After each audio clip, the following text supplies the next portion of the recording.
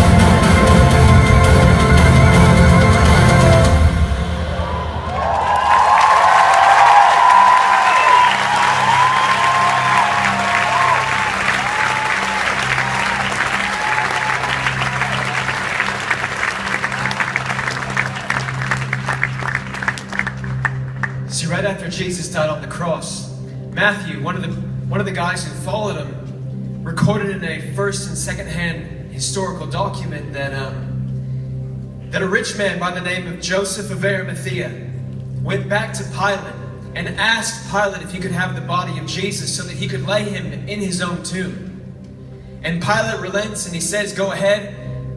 And Joseph and some of other Jesus' followers take his body down from the cross. They prepare it for burial and they bury it in the tomb. And the Bible says that they roll a stone in front of the entryway. Now the Pharisees and the religious leaders get wind of this and they get frightened, and they themselves go to Pilate and they say, give the order for the tomb to be made secure until the third day. Otherwise, his disciples may come and steal the body and tell the people that he has been raised from the dead. This last deception would be worse than the first. Take a guard, Pilate answered. Go, make a tomb as secure as you know how. So they went and made the tomb secure by putting a seal on the stone and posting the guard. But the Bible goes on to say that after the Sabbath, at dawn on the first day of the week, Mary Magdalene and the other Mary, simply followers of Jesus, went to look at the tomb. And they report that there was a violent earthquake, for an angel from the Lord came down from heaven, and going to the tomb, rolled back the stone and sat on it. His appearance was like lightning, and his clothes were as white as snow. The guards were so afraid of it that they shook and became like dead men.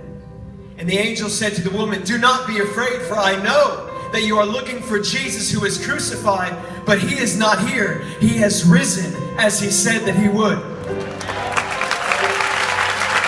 See, Jesus throughout his ministry proclaimed to be the Son of God.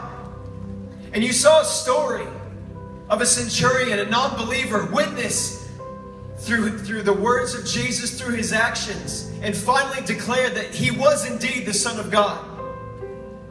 His resurrection from the dead was God's way of saying his testimony is true. He is indeed the Son of God.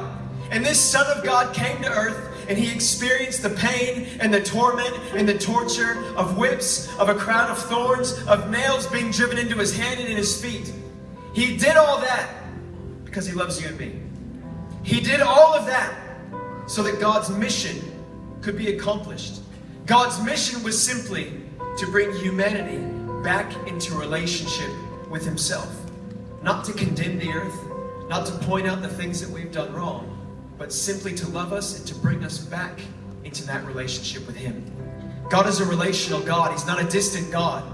Because he's a relational God, he sent his only Son to suffer and die, but rise again so that we could have a relationship with him. And I know there's many people in here today who are in that relationship with God, who believe in the testimony of Jesus, who believe that he died and that he rose again. And because of that, we put our faith in him. And we believe that we are in that relationship with God. But maybe you're here today and a friend brought you. Maybe it's your first time to church or you haven't been in a while. And you find yourself here going, "I'm not in a relationship with God. I didn't even know that was possible." Well, can I tell you, Jesus made a way. It's not anything that you can do, not anything that you've done that can keep you from it. It's simply by believing what Christ has done for us.